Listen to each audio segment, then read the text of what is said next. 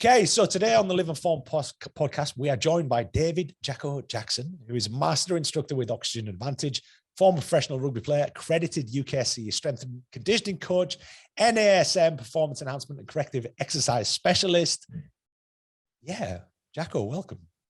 Thanks. I've got a few certificates. A degree in engineering, and I'm a science teacher as well. The list goes on. I just collect certificates. I need to do something. I just remember the ones I know. Yeah. So I hope that was a kind of an appropriate introduction. I just wanted to get across kind of the key ones, maybe. Yeah. So are you well? Yes, very good. Thank you. And pleasure to be on and connect with you again. It's been probably a while since we last spoke, but excited to see the stuff that you're doing with human and everything as well. Yeah, cool. So kind of the main reason where we're on here is to talk about your current, I'd like to say passion, because you appear to be hugely passionate about it and you talk about it a lot, and it's something that you've kind of embraced and gone into, which is your work with Oxygen Advantage. So do you want to just give us a brief overview of what Oxygen Advantage is about? Yeah. Some guys might be familiar with the book, they might be familiar with the process, et cetera, but do you want to give just the audience a general idea of what it's all about? Yeah. So the Oxygen Advantage, I guess, originally started. It's in its original form a book that Patrick McKeown wrote. He's like a leading expert in the world of breathing and the impact breathing has on our health, our wellness, and then our sports performance is a lot of where the stuff with Oxygen Advantage comes into play. But ultimately, what we learn about breathing is that yes, it can. If I improve the way I breathe, I can improve lots of performance markers, lots of recovery markers, but also things like sleep and then managing stress and anxiety. So it's actually there's an edge to it towards sports performance, but there's something for everyone because we're all breathing, right? And essentially, the Oxygen Advantage is taking all of the, some of the research into how our breath affects the physiology of the body has been going on for over 100 years. The Bohr effect, which is about releasing the carbon dioxide being a catalyst to release oxygen out of hemoglobin in the red blood cells into the tissues. That was something that Christian Bohr observed or noticed in 1905. So there's some of this stuff's been going on for a long time. It's just Patrick's done a great job in bringing the research to the forefront. In the last probably 20 years, there's been a lot more stuff done on things like breath holding, the effect that has on some markers for performance. And so the Oxygen Advantage is, all of it's scientifically based and backed by research papers and studies that have been done. So literally every claim or every suggestion of the exercises and the techniques that we teach have all got backing from within the science, within the research, and it's taking our breathing, taking those breathing techniques that we know can impact, as I say, performance, impact recovery, impact sleep, and one of the things that I get super passionate about is how do we give people those tools to be able to feel those differences for themselves. And one of the great things I love about breathing is it's happening all the time anyway. So as we're doing this now, how you're breathing is affecting how your heart is beating, how your autonomic nervous system is regulating itself, and you can breathe one way and it's going to make you feel different compared to breathing another. And when you literally try some of these things, you notice a difference straight away, even from something like unblocking the nose by utilizing nitric oxide that's found in the nose rather than in the mouth. One of the big things is about the nose is designed for breathing and the mouth is designed for eating, essentially. And so when we get this idea and we get better at breathing with the nose, and things start to become a little bit more well regulated, because you're starting to give the life-giving thing of oxygen to the body the way that it was designed to do so. Like every cell in our body needs oxygen. And so the idea of, does it matter, or can I be more efficient of how I deliver that to the body? Is that going to make a difference? Does that count? Does it matter? The fact that every cell in our body needs it, then you sort of ask yourself the question like, well, yeah, maybe it does. And just because it happens automatically doesn't mean it's something that I should just dismiss. If there'll be some people listening that will be, if you've come across this for the first time, you'll be going, I don't know, what's that Jacko on about? Like, I just breathe. Like, I didn't stop breathing. Like, I'll only stop breathing when I die, right? But how you do something is going to impact how your body responds and how your body feels. Yeah, I mean, this is the challenge that we come up against an awful lot, is exactly what you're saying there, is that we're talking about fundamental physiological processes, right? So we talk a lot about sleep. We talk about light exposure. We talk about movement. We talk about all these different things. Oxygen is one of those ones, right? In essence, our goal is to utilize oxygen as efficiently as possible while keeping carbon dioxide levels low, right? So if it's performance we're pursuing, right? Not necessarily the carbon dioxide, but we'll come to that. We'll come to that. Cool. So there's aspects of it where it's one of those things that people take for granted, right? Yeah. We breathe, right? We breathe. It's like running. You know, you go to a running coach and they go, you don't run very well. You know, but people don't. Hold on, I can run, I can walk, and people don't do fundamental physiological things well. And part of the human performance narrative for us is to step outside of high performance, you know, and elite performance. And instead of going, look, the average person out there, you know, running along the road right in front of me that I see every single day, and I look at them and I'm like, that's going to cause an injury eventually. You know, it's like the work you guys do with the calisthenics, right? Is that there's fundamental movements like a handstand, right? You can do a handstand mechanically. You can do a lot of other stuff. Yeah. Because mechanically it has to be. It's, you know, I always, you know, shout about gymnastics and kids. Gymnastics is a phenomenal thing for kids to learn because mechanically it puts you in a position where you can fundamentally do a lot of things, right? So it becomes one of those basic processes that people just take for granted. And what you're saying there is exactly what we come up against, which is people think it's a bit wacky. When you start to talk about daylight, people go, it's a bit wacky, that.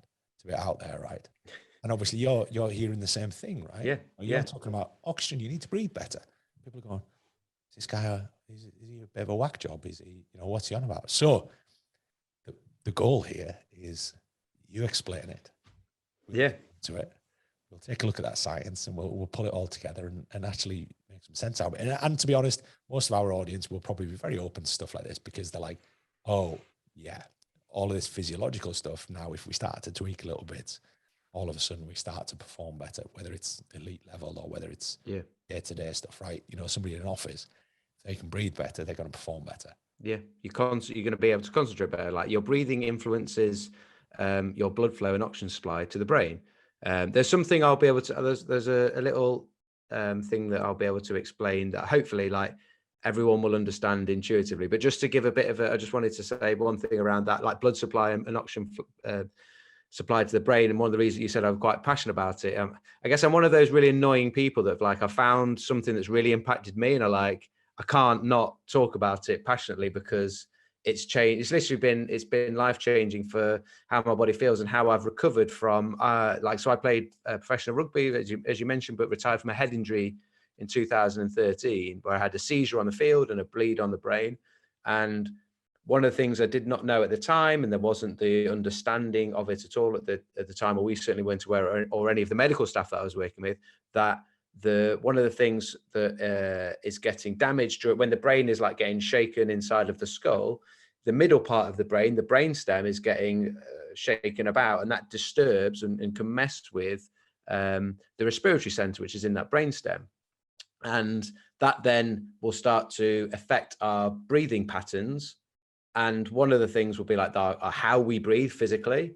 And it's linked into also then our sort of chemosensitivity, which is the receptors in that brainstem that are monitoring levels. And this is where the carbon dioxide comes in, monitoring levels of carbon dioxide rising as to when to tell us to take our next breath. So the next breath you take in a second, whenever it is going to come in, that urge to breathe is not because the body has noticed that oxygen's low and you need to breathe in. It's because it's noticed the CO2 has risen to a point where your brain is deciding that's enough. We don't need any more. Get rid of it. And the problem that happens is when we breathe fast and we get rid of carbon dioxide too quickly and therefore then get rid of too much, the body adapts to lower levels of carbon dioxide in the body. And then that just carries on a cycle of then you wanting to breathe more. So I didn't know any of this at all. And it was actually Dr. Cobb at Z Health Performance. He'd be someone great for you to get. It's a neurology-based training. He'd be a great guy for the podcast. He had done quite a lot of work because they're neurology-based, it's all about the brain. And he'd done a lot of work in martial arts where they get a lot of head injuries and concussions and things, a lot of rehabilitation. One of the biggest things was driving oxygens through the blood supply back to the brain, noticing that gets affected. One of the things is when you have less carbon dioxide in the body, your blood vessels constrict. So carbon dioxide in the body, one of the things it does, which is good, is it helps blood vessels to dilate. So circulation is better. So when you are breathing fast and breathing a little bit over breathing, then you start to affect your circulation poorly. Now it was a case of like, if you've had a concussion, your breathing patterns and your blood supply and therefore oxygen supply to the brain can be affected for years if you don't do anything about it. And I was about 3 years into my head injury at this point going, well, I've never noticed anything about this. And I'm like, then questioning myself, you know, when you have that thing where you're like people listening, going, breathing. I don't presume I do that all right. I'm a sportsman. Like I'm pretty good at breathing. I'm sure I am. Like, able to breathe. Yeah, tick, done it, completed. And I then started to, you know, but you don't know anything really else about it. And I'm questioning myself, going, am I breathing right? And then I'll be like, I don't know. And then you're like, I know about the diaphragm. Am I using my diaphragm? And you're like, I don't know. What does your diaphragm feel like? And I couldn't answer any of these questions. So I started then like digging into it. And that's when I then came across the oxygen advantage. And yeah, things started to fall into place and make sense. Then I started practicing all of the exercises and things. And then ultimately I wasn't making the progress that I was hoping to. So therefore did the training with Patrick McKeon himself to become, well, I did it just to understand it, but you get then certified as a coach. But then ultimately I was like, wow, this is people need to know about this. So then the rest is sort of gets us to where we are today. But yeah, one of the little anecdotes would be that person that's running out in front of you. You're looking at their gait and their running mechanics. Go, that's gonna end in injury. Like at some point, my eyes has gone to, and ear has gone to how they're breathing, and when we're jogging along at a steady pace, yet breathing like you're like, doesn't look right. Like, even if no one knows anything about breathing, you're like, you just look like you're really dying, but you're going at a really low pace. Like, why are you breathing like a panting dog? Like you're over breathing. And you go, what's that? What else? When else do you see people like that? So if we were playing rugby and you saw your opposite man, like, what position did you play again? Yeah. So if you're about to go set up for the scrum, and you look over at your opposite man and he's looking at you and he looks like, you can't really tell about his breathing, or you look at him and he's going, when you see that, you're like, well, I'm going to absolutely smash him in this scrum. Like, you don't know anything about breathing, but his body language through his breathing is telling you he's knackered. Yeah. So we know that when someone is fast, panting, mouth breathing, it's a sign that they are struggling. It's not efficient. It's not a good sign from the body. And then if you go outside of sport, and if you go, when if Mrs. Jacko is like stressed about something, you know, I've not put the washing out properly, or I've done something, you know, I've not cleaned up, or whatever it is, that person, when they're stressed, they're not like just sat chilled and go, hey, Jacko, would you sort that out? It's like, and one of the things of the stress response, literally from our fight or flight, that sympathetic tone, that is linked to mouth breathing, upper chest breathing, shallow breathing, and fast breathing. So anytime we're mouth, shallow, upper chest, fast breathing, we're actually like activating that sympathetic tone, that sympathetic response, that fight or flight response. And in terms of the fast, it links us all the way back around to that carbon dioxide, that fast breathing. One of the issues with it is you're getting rid of too much carbon dioxide, which is then making you making you more sensitive to it, so that you carry on then breathing faster. And then you're getting issues around oxygen's not going to be delivered to the tissues, because we need carbon dioxide as the catalyst to allow hemoglobin to reduce its affinity to oxygen, to let it get out of the blood into the tissues. Otherwise it stays in the blood. You know, I'm sure I have my pulse oximeter. Like, we can measure our blood, the SpO2, blood oxygen saturation. Yeah. And if that's at like normal, like 97, 98, 99%, I'm like, maybe that. And if I'm breathing fast and I'm struggling and I can't catch, you know, you just can't catch your breath, and you're like, you're in that bad habit, that your sensitivity to carbon dioxide is just like forcing you to carry on breathing fast, and you feel like you can't get enough air in. You're constantly feeling out of breath because you're not getting oxygen out of the blood actually into the tissues, or not as much as you need. You will be getting some, but you're not as much as you would need to. So there's a lot of stuff that goes into practicing like the opposite of all those things. So rather than mouth, we go nose. Rather than fast breathing, we go slow. Rather than shallow upper chest and vertical, we go lower, diaphragmatic, slower, horizontal. And some of the things is a case of whether you're a sports person or you're just looking to manage stress and just live a little bit healthier and just balance your nervous system out better. A lot of it can come down to what's your base breathing like? What's your foundation breathing like? When you're not thinking about your breathing, automatically, do you breathe slow? Do you breathe quietly as a sign that you're breathing slow? Do you breathe using the diaphragm rather than the upper chest? And the nose will help us do a lot of that. The caveat is, if you've never used your nose before for breathing, or for a very long time you haven't done, it's going to feel hard. Like when you've never used your left hand to do something, it feels like hard to do it. But if we practice, it starts to become easier. And so, I mean, yeah, sorry, I've just like gone blah, a load of stuff. No, not at all. Feel free to go blah, because all of this is very relevant, and it's all, there's so many kind of rabbit holes you could go down just based off what you kind of told us there, you know, the breathing thing. And I think one of the things where people talk about nasal breathing, we can always relate to people snoring, right? Yeah. You know, so people snoring, there's multiples of reasons as to why, but predominantly it ends up them breathing through their mouth, right? And obviously we have this normal, and this is obviously something we talk a lot about, is biological rhythms.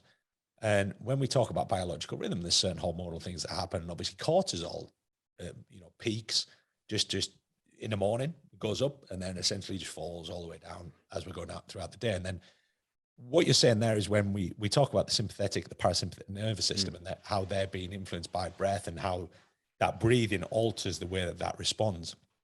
When we get somebody who's fundamentally snoring, right, breathing through their mouth, is there a stress response there? Because what you're saying is there's a fight or flight response. So when cortisol 100%. Should be dropping, alertness should be dropping, you know, melatonin should be going up, all these different things that should happen, sleep urge should be going up just before we go to bed.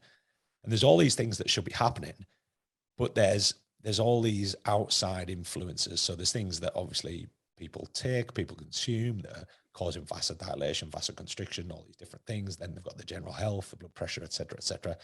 But then ultimately we get back to what you're talking about, which is if you've got somebody who's lying in bed breathing through their mouth, does their body think there's something going on that shouldn't be? So at this point, if I'm breathing through my mouth, just as I'm resting, is my body going, hold on, I'm in a panic situation here. So I need to elevate certain hormones. I need to respond, you know, fight or flight, right? So is that what's happening when somebody's, you know, flapping, breathing through their mouth and panicking? And you see this when, you know, I mean, you know it from playing sport, right? Is that if you don't warm up properly, don't slowly elevate your heart rate, go straight into it, you start flapping, right? You start, because you can't, you know, your body's not ready for it. Yeah. And you see this with people when they run up a flight of stairs and they're a bit unfit, and, you know, they get to the top and they're kind of, you know, they're panting like a dog, right? So is this what's happening when, you know, when you get these people who can't breathe through their nose? So not only are we influencing oxygen management, physiological processes, but is their body in this constantly stressed state because of it? Yeah, there's definitely an element of that. And I'm glad you brought up the sleep thing on that, because it's a good example of, like, when you're asleep, you're not in control of how you breathe. Whereas when we're awake, I can try to close my mouth and I can try to breathe through the nose. There's exercises we do to unblock the nose. There's some breath holding things to unblock the nose. You talked about vasodilators. I've already said that having being able to tolerate better levels of carbon dioxide in the body helps blood vessels dilate and helps with circulation. The other thing is nitric oxide, and that's natural in the body. We don't have to, it's not a supplement, I have to say. Nitric oxide is a gas found in the nasal cavity, not in the mouth.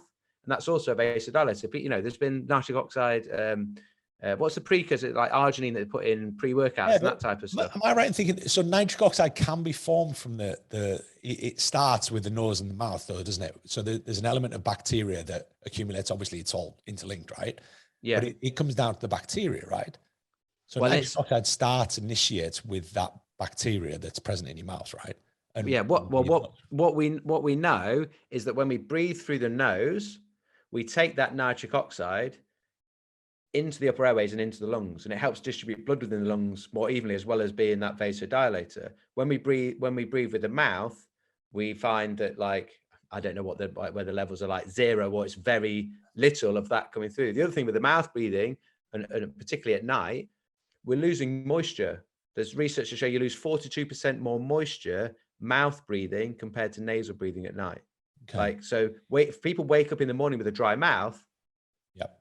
it's you've been mouth breathing, you're dehydrating yourself. That's going to affect your sleep. There's also no protection when you're mouth breathing. The upper airway, there's damage to the upper airways, whereas your nose has that. And this is where some of those things we're saying, the nose is literally designed for breathing. If you've not been using it, it will get blocked up. Yeah. So just because it feels a little bit hard initially to do it, the more you use your nose, the more you'll adapt to being able to use it again and get back to and restore how you're supposed to breathe. The thing around like the stress response, there is a link between the mouth, faster breathing, because the mouth provides less, there's no real resistance. The nose provides about 2 to 3 times more resistance to your breathing than mouth breathing, which is good. It's not like resistance in a bad way. It gives your diaphragm something to pull against and feel. It also then, the resistance helps to slow things down. When we're mouth breathing, and that's going to then, if there's less resistance, it's going to be a faster breath. A faster breath is going to result in an increase in that sympathetic tone, particularly on inhales. So we know in terms of the nervous system and our breathing and our heart rate, we know that those things are all linked together, and they measure these things. And heart rate, we were talking about heart rate variability before we came before we came live. Our inhalations are linked to our sympathetic tone, and on our inhalation, your heartbeat speeds up ever so slightly. And on your exhalation, the heartbeat slows down ever so slightly. And you can measure this with someone's just got like a heart rate monitor. If you just start to breathe, if you start to really extend and slow down your exhales, you'll see your heartbeat literally gradually calm down. And the other thing, and the really nice thing about it is you'll see the number come down, but you'll also go, how do you feel now if you've practiced like, a few minutes of just really extending and slow down your exhales? Like, I don't know, I feel nice, I feel calmer, like it feels pretty good. Whereas if you're at sleep going, do you know what I mean? Your mouth breathing at night, it's going to be faster. When you're breathing faster, your heartbeat is going to be faster because you've got to facilitate that. Then you start to become less efficient at breathing. So breathing comes at an energy cost. Your diaphragm is a muscle. Your intercostal's got to work. Your external and internal obliques. You've got all these musculature happening to make the respiration happen. That takes energy. If we could be more efficient at breathing, there's less energy needing to go into it. So the whole system can calm itself down. That's important for everybody. But then when we talk about sport and exercise, if my base level of breathing is more efficient, the whole system comes down. I can deal with stress better throughout the day. But equally, when I go to exercising, my resting breath per minute, my respiratory rate, I want that to be around 10. But for a lot of people, it can be almost double that for some people. So it's like, you're working twice as hard as me before we've done anything. When we start exercising, who's got more room to go with? And it comes down to being more efficient, but how important that, and what we know now about like stress and the stress response and the autonomic, like we know the inflammatory markers, we know how important being able to balance the nervous system is. And the heartbeat, the nervous system, and the breath, all linked. Which one of those do you think you've got access to control the easiest? Like your breathing is happening all the time, but it's a choice to go, okay, I'm going to try and breathe a little bit slower, a little bit calmer, a little bit quieter. And your nose is a great gateway to do that. Does that make sense? Yeah, totally. And I think a lot of people will have had, they'll have had experience of this, right? I know that throughout my physical career, should we say, hell, even powerlifting, we were taught to breathe a certain way to for outputs and to utilize the diaphragm as a supportive mechanism in many respects. But then you've got things like, meditation, yoga, Pilates. I qualified as a Pilates instructor many years ago, and a huge part of that was the breathing. Was how do you regulate the breathing in order to facilitate better movement patterns and in order to engage tissue and muscular patterns in better ways. And I think everybody somewhere along the line will have probably had some kind of experience with this. But what's happened here is we've taken this concept that was kind of played with martial arts and things like this. Have been doing it for centuries, right? But for a different purpose in many respects. Probably the same purpose, but a slightly different purpose in some respects. But then, this thing has all of a sudden now come to the forefront, like a lot of things do, right? A lot of things that people have done for years or haven't done very well for years, all of a sudden come to the forefront. And this is where all of a sudden people are like, you go on social media, people got their mouths taped, they've got dilators for the nose, which hell I've used for years. I mean, there was this, we were a similar generation of rugby, right? Yeah. Everybody in rugby was using them at one point, right? Everybody had breathe-right strips on, right? Robbie Fowler, it was like, I used to take the mick. I'm like, oh man, I've been tagging him in some social media posts, hoping he'll get a reply. But Robbie Fowler, where are you, buddy? It's only giving you a bit of love and no reply. But anyway, no, it's and they come and go, these things often. Jaw line, which I'm sure you know a bit about, which we can talk about. For because your jaw has a huge impact on your airway. Yeah. And have you read James Nestor's book, The Art of Breath? I think I have. Yes. A while ago, I think. Really fascinating, like amazing. And one of the things he talks about is that looking at skulls over. I'm not the expert in this at all, but like people read his book, but generally, but the biggest thing that he noticed was the jaw's changing, and a lot of it people theorize to being not having to chew hard food when we're younger, we just actually don't develop the jaw. And they've seen that the facial structure is getting narrower. And what we know from kids having to go to the dentist, we're taking teeth out because the jaw's not big enough. Crowded, right? Or they say you got too many teeth, and they go, but no other animal in the whole animal kingdom has too many like it's just not, so it just doesn't happen. But what happens is we've started to become narrower and narrower with the jaw, and that affects the airway. So then when we find it more difficult to breathe through the nose, the body doesn't just stop breathing. The body is so good at adapting. And so I used to change my mindset towards this of, I'm going to say, the body is so kind to us.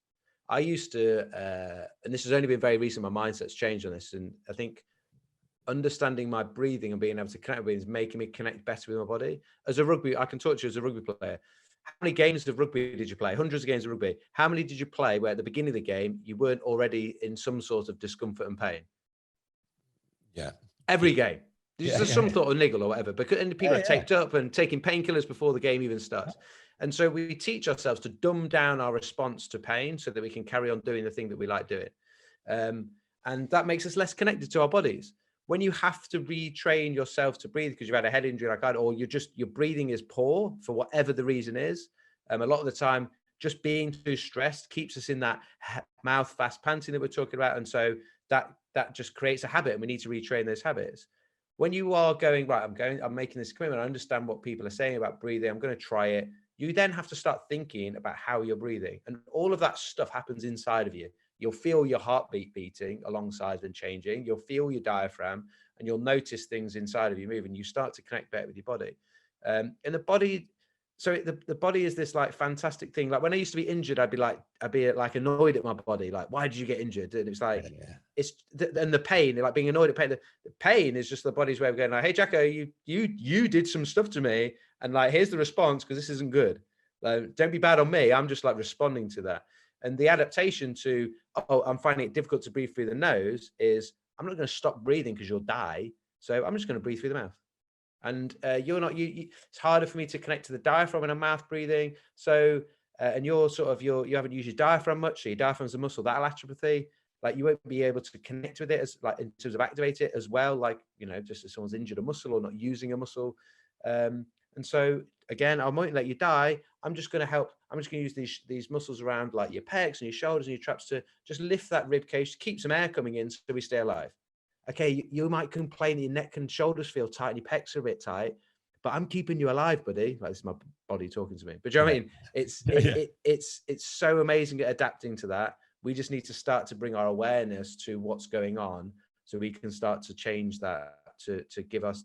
And you'll change the way you feel, because as you mentioned about like, is it with the breathing and the sleep, you're constantly just sending these messages of like, not crazy stress, like I'm not having a breakdown, but just the slightly faster breathing with the mat is just sending those messages of like, ooh, a little bit of fight or flight, like just keep on edge, like, and what does that do for us throughout the day, and how does that affect our sleep and all those recovery processes to go to sleep? And then the next day comes and it all starts again. And we're not starting in a refreshed state because we haven't given ourselves the chance to be in that parasympathetic relaxation, rest, digest state. Yeah, and this was I had a quite a lengthy discussion the other day about active recovery, right? is that, we consider, and I'm actually writing an article on it. And one of the points in the article was the fact that, I'm typing the article. And I said, if I stop typing right now and I step away, go to one side and start doing something a little bit creative, or, even I pick up my phone and start scrolling through the internet, whatever it might be, it's active rest. I've got active recovery there in many respects, because what I'm doing, I'm taking my brain away from this taxing cognitive process and going, I'm just going to take 5 here. And it's a bit like what you're saying here, is that it's during these times of, for example, sleep, where if we're not getting good quality sleep, we need to break it down into all the reasons why. Is it lack of melatonin? Is it, is it we're not relaxing enough? Are stress hormones too high? Are we engaging with too much light in an evening? Are we watching something that's overly stimulating before we go to bed? There's an enormous amount of factors, but then we get down to the nuts and bolts of anything like this, is that we look at, melatonin, for example. Melatonin, your body, you get enough daylight, your body produces enough serotonin to produce melatonin, because it's a precursor of it. Things like nitric oxide, and we can talk about things like mouthwash, for example, and that impact it has on nitric oxide production, and all these different things. But things that we've done on a daily basis for so long that have kind of interfered with these things. And I'm right in thinking that on a medical level, mouth breathing, or mouth breathing syndrome, as they refer to it, is actually considered to be an abnormal respiratory function, right? Abnormal. Yeah. Yeah. And, exactly. it was D'Souza. Was it D'Souza?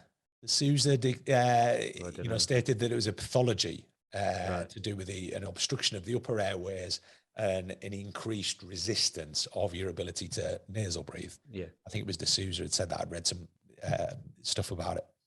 And so we're doing, the mouth breathing syndrome is fundamentally an enormous amount. It's becoming normal, but it is normal, right? Well, yeah. I'm saying it's an enormous, it's normal.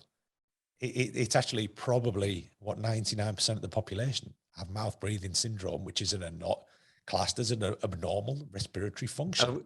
I've got a great one for you. You're a coffee man, right? Yeah. Yeah. Okay. So I'm down in Cornwall. I won't mention it because I can't remember who it is. And the guy serves us a flat white. And it's like a bucket. Like it's massive. Yeah. I mean, so awkward, but like, we asked for a flat white. It's like, yes, this is. And we're like, oh, well, I don't know how, I don't want to sound like a twat, but like a flat white's like 6 or 8 ounce. And he's like, no, I've been serving a 16 ounce flat white the whole time I've been open. We're like, so normal for you is to serve a 16. It doesn't make it a 16 ounce flat white. And 16 it doesn't mean that it's right. Yeah, 16 ounces is like an American size. When you're going to watch a 3-hour movie, because you need a 16 ounce thing of fluid, when you're going to watch a 3-hour movie, right? Coffees is slightly different, right? So because that's his normal doesn't mean that it's right. Just because something has become our normal doesn't mean that it's right.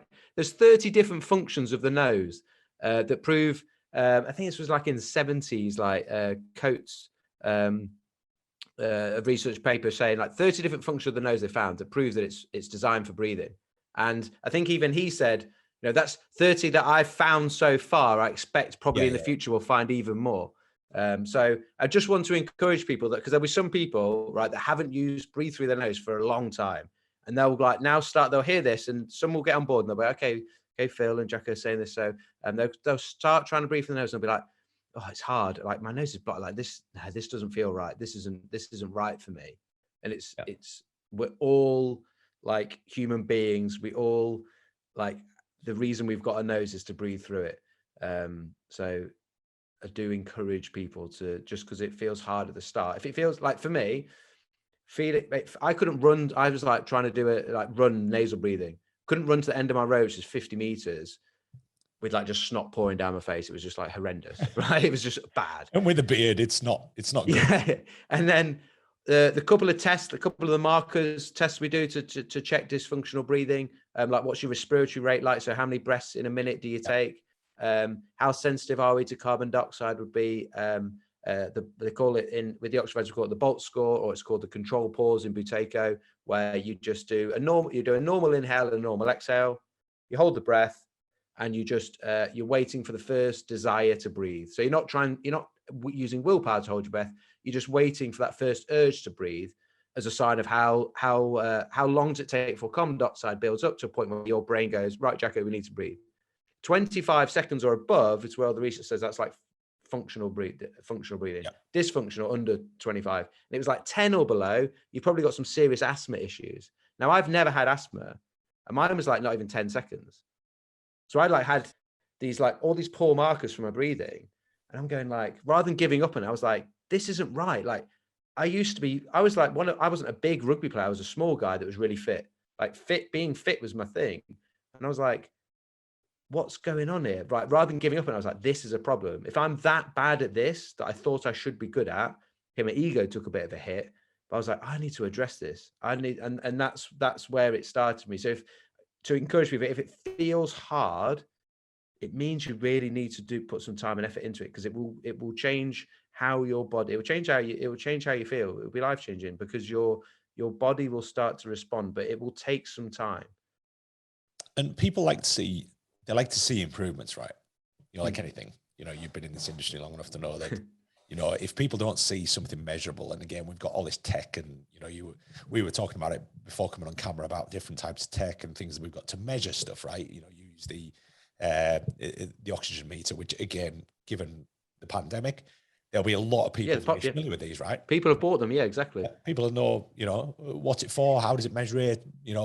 And it looks so indiscriminate. It's kind of you stick it on, people are like, well, and I think you actually get them to plug into iPhones and things now, don't you? So maybe. Yeah. It's like cheap as well. Like that was 20 quid on Amazon. It's like, yeah. So what are people looking for when it comes to improvements, apart from just being better at it, right? Yeah. Are there things that people can look for that would go, look, that's a marker? So it's a bit like, I always remember talking about cyclists, and people were hammering on it, and this will show my age. Miguel Indurain, you remember? Yeah. So Miguel Indurain, everybody used to harp on about the fact his resting heart rate was where it was. And if I recall, his resting heart rate was in the late 20s, which means his heart is beating like once every 2 seconds. And he was definitely clean. He wasn't doping. Yeah, definitely. but irrespective, right? Yeah. Mental, just insane amount of utilization of oxygen. They had to sleep with pacemakers on because it drops so much, and they'd sleep with the pacemaker on that the alarm would go off, and then they would and then they'd have to go on a bike in their room. So the stories go, but they'd have to go on a bike in their room to get their heart rate up so they don't die. And like journalists found out about this because people were going like, hold on a minute, why is this guy who's like 10 days into like the worst race of your entire life at like 2 a.m. in the middle of the night cycling in his hotel room? Like they couldn't understand. I've never heard this story. This is quite interesting. There's an interesting book called Breaking the Chain. Willie Vogt wrote it. So do you remember the whole Festina schedule? So anybody who's listening, if you want to talk about, gray areas of that's what it's all about. It's interesting, isn't it? Like you say. Yeah. It's all fascinating. I find anything performance oriented absolutely fascinating. So obviously that was a big thing. So I remember when I played rugby, it was like, my marker of getting fitter was my resting heart rate. Yeah. It was like you'd look at resting heart, but then you'd hear people talking about maximum heart rate, right? Yeah. So then you get somebody who's, and again, I'm struggling here to actually name a cyclist that hasn't been involved with the scandal, but you'd look at a cyclist here who's got a maximum heart rate of 200 odd, but 80% of their maximum heart rate, people would be like, but at 80% they're starting to go over thresholds, lactate starts to build up, blah blah blah. But the fact was 80% was all dictated by what the resting was. So it was, and I'd always talk about it's not how high it goes or how low it goes, it's how big is that space in the middle. Yeah. And this is a bit like oxygen, right? Yeah. Is that how big's that space in the middle? What's our maximum? What's our minimum? What's the baseline? What's the top line?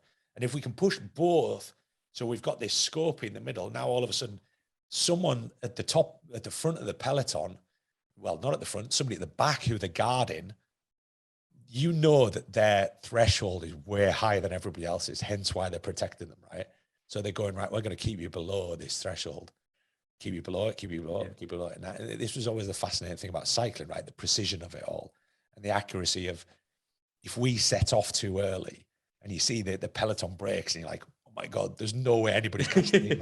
Then all of a sudden they just almost stop dead in their tracks and everybody goes, woof. And it's just a timing issue, right? They got the timing wrong.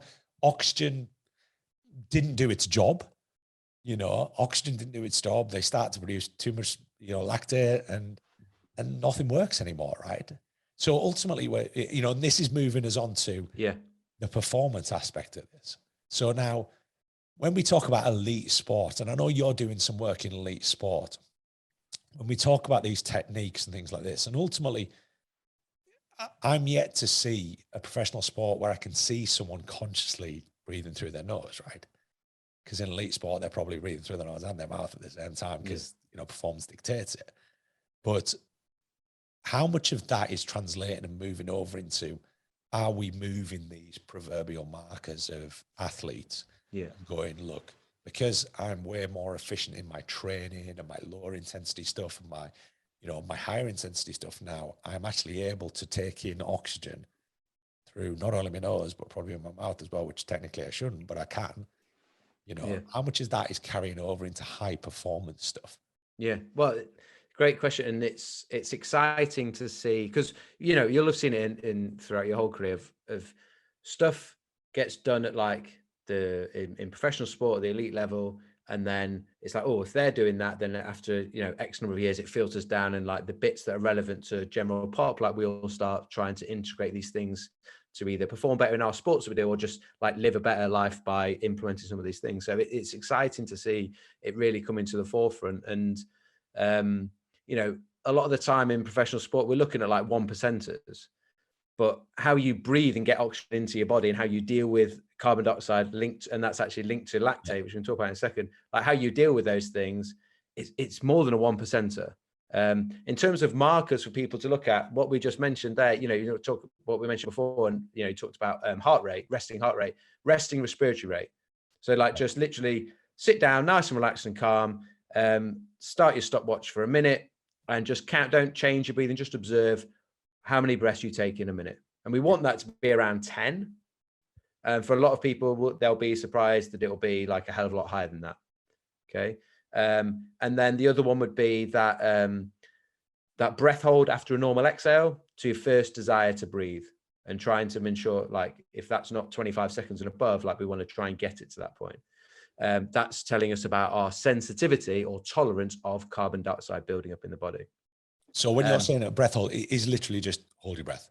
So it'd be normal breath in, normal breath out. So we regulate it by always doing it after a normal exhale, not force all the air out, just a normal in, normal exhale, pinch the nose and hold the breath, and see how long it takes for either your diaphragm level, a little bit of a twinge, or you just have this urge, that urge to breathe. Because you've not used your willpower to hold your breath, when you let go and breathe in through the nose, your breathing should be relatively normal because you weren't trying to hold your breath. Yeah. Now, some of the things that we'll be introducing for performance are going to be different to recovery. I'll just cover recovery, like post-training recovery, because it links into what we said. Same type of thing we want to do before sleep. We want to slow down our breathing. We want to quieten our breathing. We want to extend our exhales. A lot of stuff around improving balance of the nervous system and heart rate variability would be breathing at 6 breaths per minute, or 5.5 to 6 breaths per minute. So a 10-second breath cycle. A slightly longer exhale, helping with that parasympathetic response. So 4 seconds in, 6 seconds out is a great respiratory rate to try and practice post-training to down-regulate, bring yourself down. And I really love using the sound of our breathing to help you guide like how well you're slowing and calming it down. So you're trying to get it to silent and purely in and out through the nose at that point. So we finished training. Yeah. And that would be a great thing to practice before bed as well. So then you're practicing, say someone's sat here at 16 breaths per minute, and they spend some time during the day, like post-training or any time during the day, practicing breathing slower at 6 breaths per minute. Part of the thing they're going to do is start to gradually bring that respiratory rate down. You can even retest your breaths per minute respiratory rate after you've done that, and you'll notice that your body will stay in that slower habit for a little bit of time afterwards, even when you're not thinking about it. So you started to change some of the habits that's going on.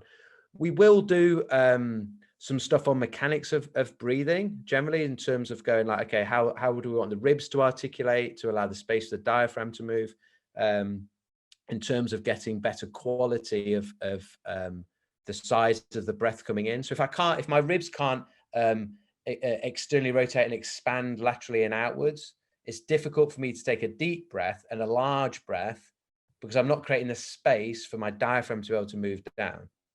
Okay, so when you're struggling to, like, breathe, you're working at really high intensity, you're struggling to breathe, and you're feeling out of breath, if you haven't got the capacity to move those ribs well, because you can't mobilize your ribs, you're stiff and stuck down, you haven't used them, the diaphragm got space to move, each breath that you take, your tidal volume, isn't going to end up being that big. So you're going to feel like you're staying out of breath. So doing some work to mobilize the ribs and get the diaphragm moving is one thing, because we want us to be able to take bigger breaths, but slower. So the opposite of shallow and fast is obviously deep and slow. If you're going to slow down your respiratory rate, so taking less breaths per minute, in order to get enough oxygen in air in, we need to proportionally increase the size of the breath.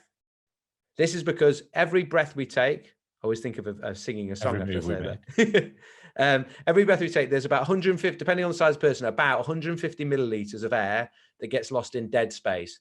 This is like parts of the airways and the lungs that just can't be occupied. They call it dead space. So if I take lots and lots of short breaths in a minute, I'm losing lots of air in dead space.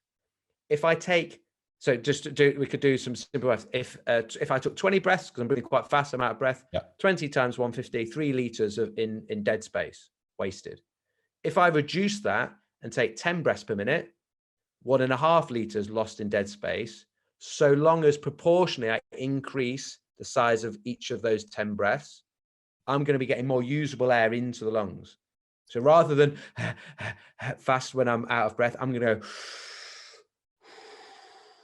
big breaths and slow is going to get more usable air into the lungs per minute to help me recover faster.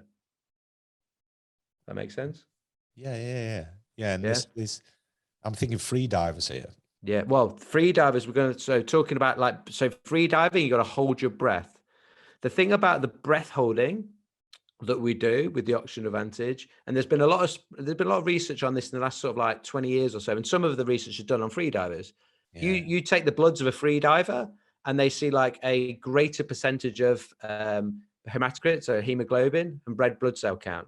I'm actually going to start to do, I've got the opportunity to do a little study on myself where I've been doing breath holding as part of my practice and all this stuff, and noticing quite big differences, changes in my respiratory rate, changes in the Bolt score.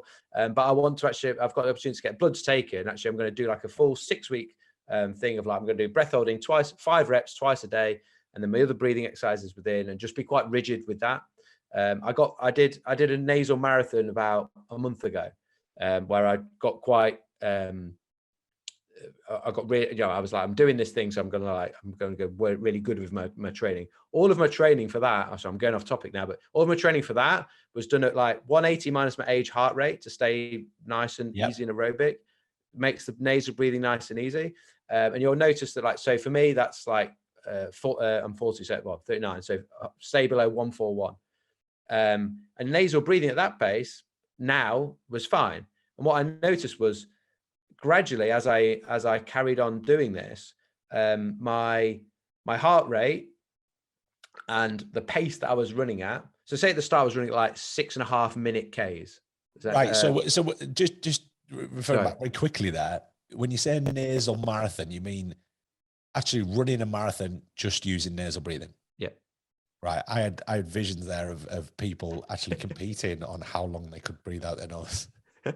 Or like doing the London Marathon in a big suit. Yeah, so I thought I better just get clarity on that, because if I'm thinking it, there's chances are and I'm thinking, is there like different size categories for noses? Is there is there a weight class? Is that right?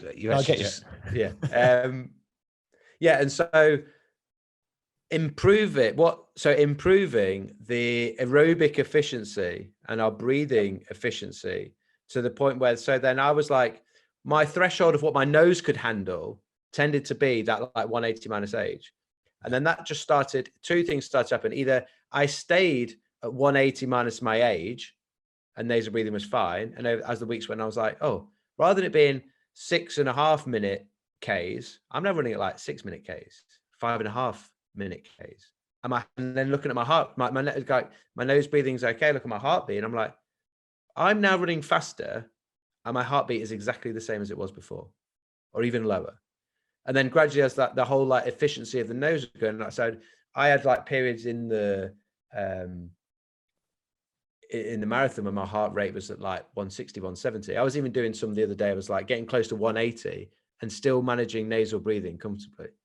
And this is one of the things where a lot of the time, the research tends to show that like 80 to 90% of max intensity, most people can get to that nasal breathing with practice, with training. George Dallam, Olympic triathlon coach and professor, did a study in 2018 with some triathletes that they had adapted to nasal breathing. That's how he was training them.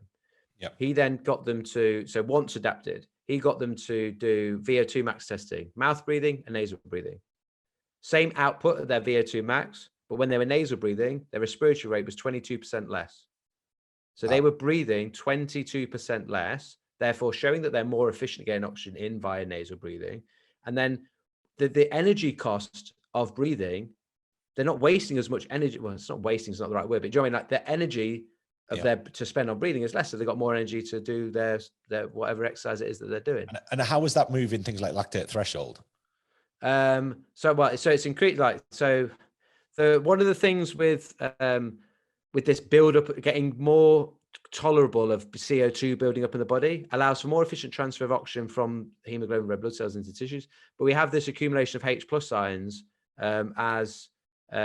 when we have this accumulation of carbon dioxide. Yep. And one of the process that this will actually take us nicely into breath holding. One of the things that the body does, I don't think it's necessarily like 100% that they've told, but the theory is that it's actually happening within the muscle compartments, is that we're teaching the body through just exposure to an environment where there are more H+ ions when we're training, that we become better at buffering that. So our threshold to lactic acid, we become more tolerable of it. Okay. So with the breath holding, so with free dives, we got like potentially more red blood, an increase in red blood cell count, so more oxygen carrying capacity of the blood. The other side of it is is that when we're holding the breath after a normal exhale, I'll go through it. So with breath holding, we're looking at like the research saying like 5 breath holds twice a day potentially, but even just like once, or just if no one's done any, just doing some. If you're pregnant, you shouldn't be doing strong breath holds, but and if you've got like, any serious underlying heart or high blood pressure or anything like that. And how long should these be for? So somebody who's doing 5, what are we talking? So the protocols from the research seem to say that we get the strongest like effects with 5 breath holds that are challenging over 30 seconds. Okay. So we're trying to hit 30 seconds, and this is not after a big inhale. We do them after a normal exhale. And the reason for that is, rather than breathing in and filling the lungs with air, it's going to take longer for CO2 levels to rise and oxygen to get low. What we're trying to create is it's like hypoxia training. They've been doing hypoxic training like in swimming for a long time. Yep. Swimming is a really good one because you can't just breathe whenever you want. You've got to breathe in timing with the stroke, and they do a lot of like lengths underwater and all this type of stuff. So we're trying to create a hypoxic hypercapnic effect. So hypoxia is just low oxygen. That's anything under 91% blood oxygen saturation. Yep. Around 80 to 87, so somewhere in the mid 80s, correlates to about 4,000 to 5,000 meters of altitude in terms of oxygen saturation in the blood. So it's a form of altitude training, but without having to go to altitude. Okay. And one of the benefits of that being that when you've been to altitude and you come back, you're no longer at altitude anymore, and you start to like someone might do altitude training and come back at sea level and compete, but eventually you're going to lose those adaptations that you've created because we get used to being back at sea level. Whereas we can practice breath holding anywhere, anytime. So we've got this low oxygen, and then we've got the high CO2, because you're holding onto the breath. CO2 is being created into the blood, into the lungs. You're holding your breath, so you're not letting it go out. The body then has to deal with, it's a stressor on the body to do the breath hold, but it's a case of right now, deal with higher levels of carbon dioxide. So the respiratory centers in the brainstem starts to go, have to like get used to higher levels of CO2. So our tolerance to CO2 improves, which helps with our breathing efficiency. But equally, it's going to help with what we talked about in terms of buffering of the H+ ions associated with the CO2 and the lactate production. So we get that nice side of it in terms of time to fatigue. The low oxygen is where there's twofold for it. One is immediate, and the other is a prolonged effect. So immediately, following a 30-second challenging breath hold, the spleen, which is like a blood bank, holds about 8% additional red blood cells, contracts to release some red blood cells. The way I tend to think of it is like my little brain goes like, okay, the brain is noticing oxygen's low and going like, okay, here's some more red blood cells. Like, what can I do to help? Here's some more red blood cells. The spleen can do that. It lasts, the research shows it lasts anywhere between like 10 minutes up to an hour. And then eventually the spleen will reabsorb that. But if you think that I do this in my warm up before I start playing rugby, and I got a 40-minute half of rugby, I can have some additional red blood cells going around my system. It happens after one breath hold that's challenging over 30 seconds. Its strongest contraction of spleen after 5. Longer term effects that aren't immediate is that low oxygen, the kidneys produce more or stimulate to produce more EPO, so naturally found within the body, but we stimulate these kidneys to do that. And then I think they said 3 to 4 or 4 to 5 day delay in that EPO meaning that the bone marrow then creates more red blood cells. So again, having that increased oxygen capacity carrying capacity for the blood. And if we can then do those regularly. Are you looking at like what 1 to 2 minutes in between? So, you know, even if you just did them in one block on its own, it might only take you 10 minutes. But ultimately what I do with athletes is trying to go, right, I don't want to give you an extra thing to do because you're just not going to do it. So when you're doing it during your warm up, we've practiced you to be able to do during easy, low level, like movement prep exercises, you can chuck in your 30-second breath hold in as part of your warm up. Yep. Yeah. Okay. But when you first do it, you feel like you're suffocating. You think you're going to die, and your brain plays tricks on you. You feel that sense of suffocation, and you think that it's because oxygen's low, and you're like, and you let go of the breath hold. And it's not that oxygen's low; it's that CO2 has risen to a point where your brain's not happy and wants you to breathe, and it doesn't like that feeling of like heart holding on to it. So we have to like mentally teach ourselves to be able to do this first, and then we're going to start to see some of the benefits. Like I couldn't do a breath hold for like walking 20 steps, which is probably about 10 seconds. And I remember like thinking I was going to die. And then I got one of the pulse oximeters and measured it, because Patrick was like, get a pulse oximeter and measure it. And I was like, I'm dying. And then I look at it and I'm like 97% blood oxygen saturation, which is normal ranges. Yeah. I'm like, okay, so it's not that. So what would that drop to? So if you were struggling, right, what are we talking about? What are the levels where you start to worry, or would you start to be right? So it's compromised here. So and oxygen levels, just again, because people have been getting these done, and obviously, you know, they're stuck on your finger. GP or whoever pops them off and goes fine, or fine. And so, so when we're training a breath hold to try and get some of those adaptations as an athlete, we're trying to create hypoxia, which is under 91%. So if we can get into the mid 80s, then that's like being at 4,000 or 5,000 meters of altitude, as I mentioned before. Now, if you go like, and how that feels to people is going to feel very differently at the start. Like when mine was at like 97, I thought I was dying. Whereas now I could get it below, I could get it into like the 70s. It's not a rush to the bottom. If you start to go below 60, that's when people tend to potentially pass out. But it's almost impossible to mentally make yourself hold your breath that long until you pass out, because the body has a reaction to be able to do that. So it's not necessarily a case of like I have to do this as hard as it's not a race to the lowest possible. Get it into the mid 80s, make it challenging in 30 seconds. As 30 seconds starts to become easier, rather than going for longer, all you need to do is make the exercise intensity of what you're doing a little bit harder. So rather than walking, you're able to do it jogging or running or on your spin bike, or I don't know, whatever it is, exercise that you do. I think swimming would be appropriate, right? Swimming would be a good one. I Yeah, always remember as a swimmers, kid, you know, you used to hold your breath and try and do as many lengths or whatever it was. yeah, as warm up. It's like, I'll do a couple of lengths underwater as a warm up. Like, and how come a swimmer can do that and I can't? Well, because they're adapted, because they've been doing it. So they've been doing hypoxic training without knowing, or just because they didn't know it was, or the coach called it that. Like, they're still doing it by basically they're holding their breath whilst underwater. So if we're talking about hypoxia, we've got to talk about face masks. Yes. And we've got to, well, I'll let you talk about them. So I had a really good, and maybe I didn't, you know, when you get someone, you've been on social media for a while, Phil, like, you know that not every comment that you get on a social media post is always positive and supportive. I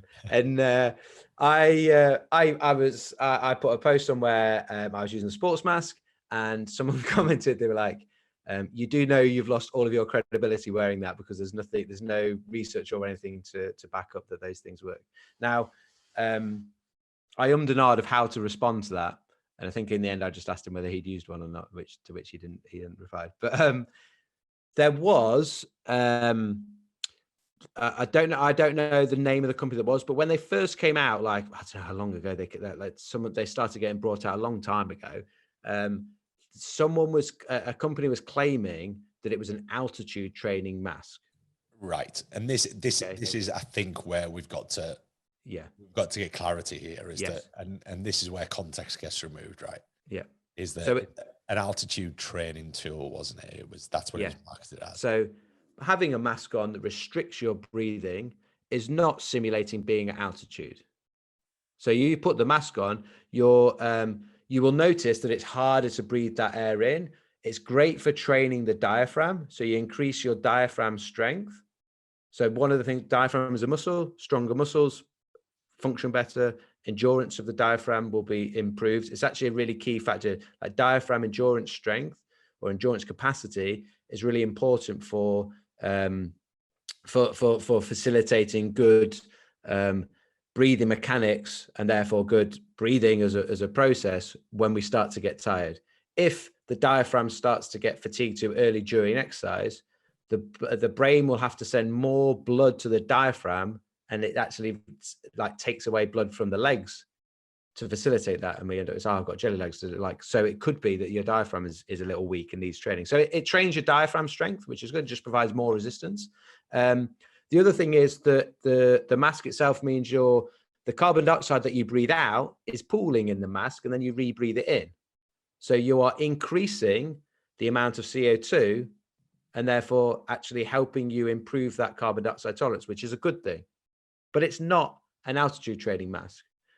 But you can do some breath holding, as we just described, with the mask on, and then you're going to get some altitude training effects from the breath holding, and you're going to get some diaphragm strength and increased in CO2 adaptations from using it. So that's actually that's actually how we use it with the Oxygen Advantage. We will do some of the breath hold, but it's fairly intense. You finish a breath hold and then try and breathe in through that time, that the mass that's restricting your breathing, like it's intense. Okay. So there is application, but not the application it's probably marketed at. Yeah, it is like, so I don't believe now that I don't think there's any on the market that call themselves altitude training masks anymore. I might be wrong. But I don't think that I think that the claim of it being an altitude training mask has been, but that makes sense though, that like, yeah. But you can do the breath holding with it, and you're going to get, but the assumption would be with them is that we're talking, that's quite an advanced part of this process. You know, you wouldn't. Most people, just breathing through your nose rather than your mouth will be enough increased resistance for you to get a good diaphragm like workout training done. Yeah. So you know, Dave going down the gym, down doesn't he? Virgin Active with his respirator, his Bain-esque mask on, probably isn't going to do a great deal. But there is an application for them. But the application is to do with somebody who's probably quite advanced with respect to the techniques that you're talking about, right? Yeah. You want to be like super good at your nasal breathing. You've practiced some. You're pretty good at breath. Like it just, and it might, for some people they just never need to take it there. For other people, like they might be quite like everyone responds to these different things. Some people they'll be struggling to make progress, or they make progress to a certain point, and it's like what they're currently doing, they're not seeing any more improvements in their breathing. And actually, therefore, adding a load, adding a challenge to it with the sports mask can be a way for some people to add an increased demand to see some greater adaptations. But as you say, for most people, like, do you need to take it that far? For most people at the start, just trying to nasal breathe 24 hours a day is going to be challenging enough. Yeah, I think unfortunately a lot of these things, the techniques and the almost the social media aspect, I think, of it is the thing that people latch onto. I've seen quite a lot of people obviously taping their mouths up, and doing things where they've been doing it a week, and then all of a sudden they're taping their masks up, or their mouths up and wearing masks and blah blah blah. And I think those kind of things sometimes they're positive, because you can see the progress that somebody gets to, and where you start to utilize tools and things to your advantage. But then there's also the aspect of, people are put off by them, because the thought of going to bed with your mouth taped closed is pretty ominous, for somebody who's thinking, if I hold my mouth together and now try and breathe through my nose, which again, my nose at the moment isn't playing very well, but there's aspects there where people are going to be like, I would panic.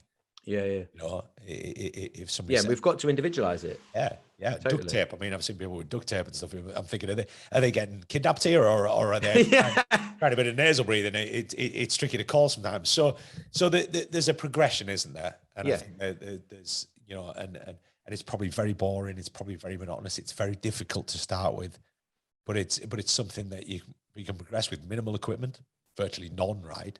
The equipment's in the middle of your face. So there's not much equipment needed. So there's a few things here that I'm sure that people are going to be asking. What about people with compromised nasal breathing, which again occurs a lot? I know a lot of people, particularly those who came through combat sports and people who come through, rugby and things like this. Me being one of them, is that I have a buildup of excess cartilage at the top of my nose, which means that my nasal breathing is more challenging than it probably should be. And if I went to see someone, they'd probably want to stick a drill up my nose and actually clean it out. But there's going to be a lot of people with broken noses, history of deviated septums, deviated septums and various other bits and pieces, and hopefully not too many people with completely missing septums. But and various causes of that. So we've heard. But what happens in those kind of scenarios where you've got people with these challenges to start with?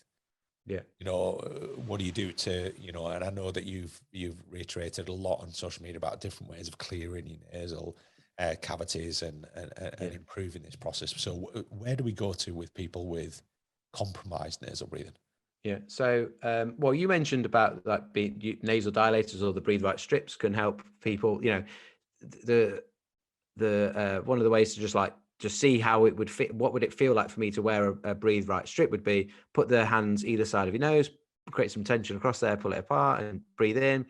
It's like, if that feels a bit easier and a bit clearer, then having that little bit of tension across that part of the nose, you may benefit from during exercise. You're probably not going to want to walk around it all day like that, because you're going to potentially feel I wear them to exercise incidentally, because again, I have challenges with my with my nose from history of getting it broken millions of times. But it's I wear them, and for those that don't know, it's just a solid plastic strip that sticks to your nose and then basically wants to go straight again, and it just flares your nostrils and creates this. And for me, it's it's lovely when you put it on. It's it's oh wow, this big feels a bit different. Yeah, it does. And I'm conscious that like people might not want to wear, like, I'm very conscious that a lot of the stuff with the breathing needs to be, you mentioned it about like the masks or or taping the mouth. Like, some people will be put off by things, and other people, some of the things that everyone's different, some of the things that put off people, other people are like, I want to do that, like I want to try the mask. The tape thing for me is like where do I get the same from? Yeah. But I know that most people aren't of our mentality, right? Yeah. And a lot of people aren't of our mentality. They're not going to be like, oh, I'm going to embrace that. And that looks cool. That looks, I'm going to give that a go. Yeah. And, a lot of people will have the misconception as well that like, oh, if I'm going to like work on my breathing and do some breath work, I've got to sit down on a yoga mat with my legs crossed and my hands like this. Like, no, we need to make breathing well and prioritizing some of our mental capacity around breathing well and breathing better. We need to make that normal for people. So even just if the only thing someone listening this to goes away with is like, you're just going to try to breathe through your nose and try to breathe a bit slower and quieter, like then I'm happy with my sort of job in that, because that is just because you can do that 24 hours a day, and actually you doing that for as much as the day as possible is going to have the biggest impact on your breathing, rather than you spending half an hour doing some crazy drills that I've got for you. Like, because that's just half an hour. The brain responds to everything throughout the day. So sorry, just wanted to mention that, like making breath work or breathing, improving breathing, a normal thing for all of us to do. The breath holding that we talked about, when you're holding the breath, that nitric oxide that I mentioned back at the start accumulates more and builds up in the nose. And when you let go and breathe in through the nose after a breath hold, you'll feel a clearing effect of that nitric oxide. Now you can do that walking and jogging or part of warm up, but if you've got a blocked nose or congested nose, just literally doing a normal breath in, a normal breath out, pinching the nose, and just hold your breath and nod your head. And you might do that 10, 20 or 30 times. You let go, you breathe in, like you'll feel a bit of a clearing effect from literally that. And the more you practice a little bit of that, and the more you use your nose as it gets clearer, like it gradually starts to become and stay more open. If people have got deviated septums or needs, I had, this is N is one, so this is not going to necessarily be everyone, but I have had a case where I had his professional rugby player, and he was booked in to have an operation on his nose because he couldn't breathe through it. And we were doing like I think a 4-week sessions together. By his 3rd week, he was like, Jacko, great news, I've cancelled the operation because my nose feels flipping great. And I'm not going to say that's not necessarily going to happen for everyone, depending on how badly like deviated your septum is or how badly blocked it is. But it was, for him, it was a case of like, it was difficult to breathe through it. So the body had adapted. So he just got to mouth breathing. We introduced the idea of nasal breathing, practicing the breath holds. He was very good at like you told him, right, you're going to do 5 breath holds a day. Like he did them. And within 3 weeks, his nose felt clear enough that he didn't want to need to have that operation done. And ideally, if we don't need to have operations, like the better, like you're not going to rush off and go and have an operation if you don't need to. A little one that can help, but this will be interesting to see if this helps with you now. I'd like you to try, whether you rather do it now or you could do it, we could do it afterwards, but to try a breath hold to see if it will clear it a little bit. Go on then, hit me up with it. Okay. So you'll follow, we'll go together. You go normal breath in through the nose. If you can, do a normal breath in, normal breath out, pinch the nose, hold the breath and nod your head. 6, 7, 8, 9, 10, keep going. 11, 12, 13, 14, 15, 16, 17, 18, 19, 20. Let go and breathe in through the nose. Yeah. Good. Okay. Well, so what this gives us a chance to go like, the breath hold, like if someone's feeling really out of breath, we breathe in like quite strongly. So one of the things I like about breath holding is we can go, when you finish a breath hold, your body wants to breathe in like super fast and a little bit like chaotic.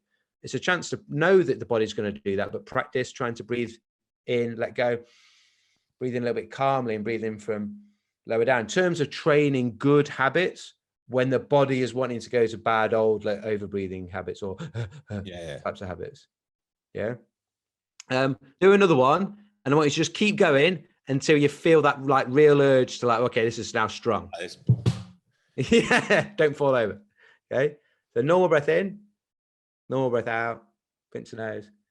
1, 2, 3, 4, 5, 6, 7, 8, 9, 10, 11, 12, 13, 14, 15, 16, 17, 18, 19, 20. Keep going.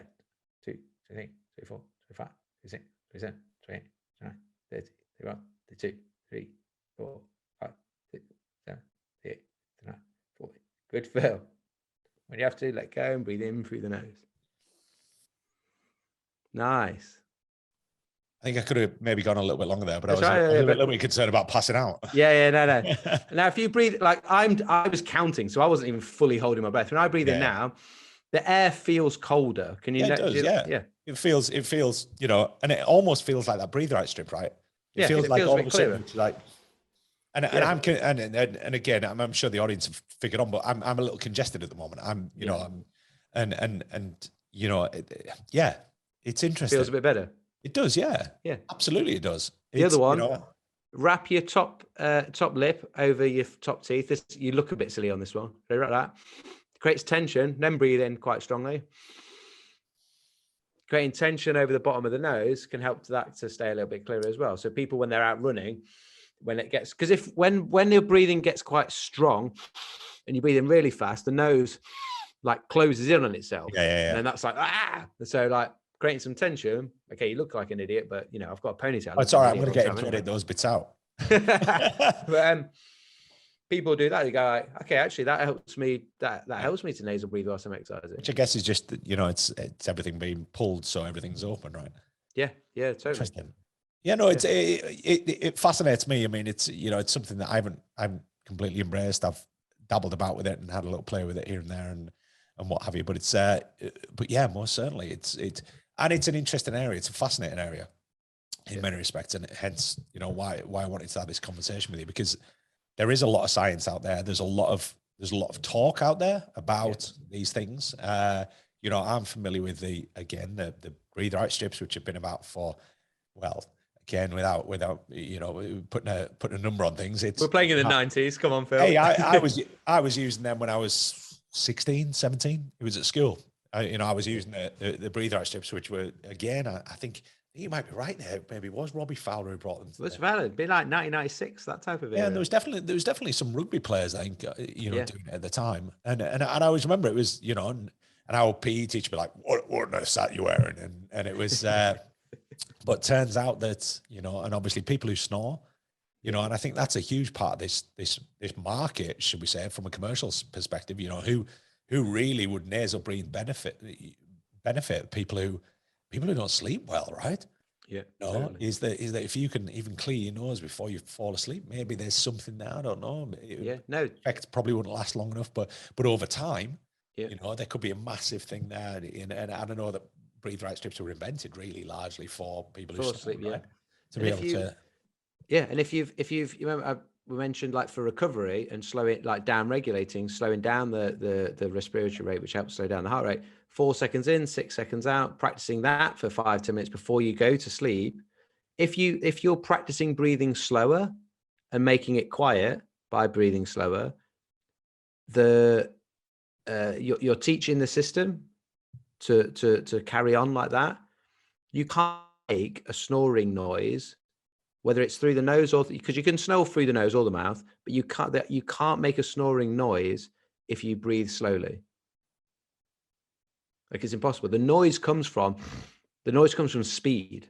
Yeah. And the speed is the problem, because it's like speeding everything up, keeping you in that stress state that we talked about. So practicing breathing quietly, which in essence is slowly, before you go to bed, will help you with your snoring and help you with your sleep. Yeah. And again, I think, kind of just to sort of summarize a lot of what you've been talking about, Jacko, is that every kind of recovery modality that we talk about, you know, and any of the specialists or experts we get on, oxygen plays a massive role. Circulation plays an even bigger role. But one can't exist without the other in many respects, right? Yeah. Is that, you know, you talk about massage, you talk about percussion, you talk about contrast. You know, we hear a lot about, you know, we've got a guest coming on in a few weeks who's going to talk about ice baths and you know, icing, compression, all those different things. So compression, I mentioned one there. All about circulation. Is how do we encourage circulation? And, you know, much like yourself, I had an issue, you know, many years ago, which was all to do with compromised circulation, which is all about how do we encourage it? How do we improve muscle tissue? Active recovery is all about circulation. It's all about how do we get more oxygen traveling through the body, and, you know, so all of these things interlink. And I think anybody who's into performance in whatever narrative that performance might take, I I think to disregard something like this or dismiss it, which I think is probably the most common thing people do, is crazy. I think you should look into this. You should certainly practice it. Give it a go. If it doesn't work for you, it doesn't work for you, right? If it's not something that seems to have much of an effect, hey, what can you do? Well, the only people that won't have an effect on are those that are already breathing quite well. If you're breathing quite well already, yeah, you got no issues. But you'll know that because you'll take your respiratory, you'll take your measure your breaths per minute, and if it's in around 10, and your Bolt score is at 25, yeah, you're good. That's great. Crack on. Yeah, I think that'll be very few people. Yes, I know. But there will be some. Because so the market for the people that don't need to do this is anybody who breathes well, which is literally no one. But yeah. So if people want to get into this, where's the start point? Because obviously we've talked a lot about stuff and various things and drills, and it was good that you went through a couple with me. Yeah. Go away and do those and go, oh yeah, that works. But where do people actually start? What's awareness. The process? And how do they begin this process? Awareness. And by listening to this conversation, whether you think it's whether you're all on board straight away or you're a bit awareness, just start to be a little bit aware of how are you breathing throughout the day in various different forms of your day. So when you're lying in bed, what's your breathing like? You can check with your hands, one high, one low. Do you tend to upper chest vertical breathe, or do you tend to breathe from lower down? Are you nasal breathing or your mouth breathing? Do you notice when you're on your computer and you're a bit heightened, do you hold your breath? And you're oh, I didn't realize I was doing that. And when I'm washing the dishes, if you're like me, you haven't got a dishwasher, you are the dishwasher.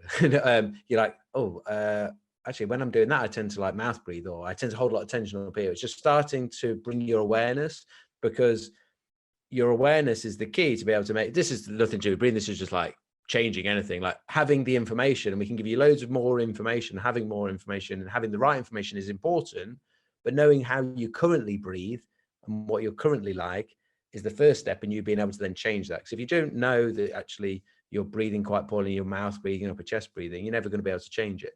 So start, and then, your awareness, and then start to do some of those simple things. Try to breathe through your nose when you can, and try to breathe quieter. Use your sound of your breathing to help you facilitate softer, quieter breathing when you're not exercising. And then when you're exercising, if you want to try to start nasal breathing in your warm-ups and your low-level activities and gradually build up, let your nose dictate the intensity of the exercise that you're doing initially. If you just try to carry on training super hard, then your nose is going to feel a little bit too restrictive for you. You'll be this is too difficult. But if you're going to do some stuff at high intensity, anytime you find yourself going to that fast panting breathing, just remember, fast panting, short, shallow, fast breaths is less efficient in terms of getting oxygen into the body and into the tissues. So go bigger, slower breath. So bigger and slower is more efficient when you are working at those sort of higher intensities that our nose can't handle. And explore, try out, see how does your body feel? How do you respond?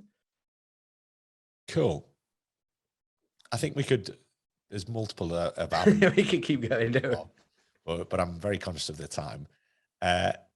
Jacko, where do people find you? I probably fairly most active on Instagram, Jacko Human Flag on Instagram. The website that I put all the breathing stuff into is part of a little bit more of a holistic health package for people called rootedlife.co.uk. I've recently just brought out, taking everything we've done with the sports performance and working with some professional sports teams and international athletes and stuff, and put together Breathwork for sports performance in two packages, an ebook that's 29 quid, tried to make it as cost effective and affordable. Hopefully 29 quid is something that everyone can afford and want it to be able to do that. So it's in that form, and there's private videos of tutorials within that. But then there's also an online course. I mean, that's only 99 quid, but it's an online course where you get lifetime access to all of the content, all the material to download, monthly live sessions via Zoom with me to go through the coaching parts of it. as well. And you can join as many of those live sessions as you can as part of that lifetime access to the content. Cool. That's all on the website, rootedlife.co.uk.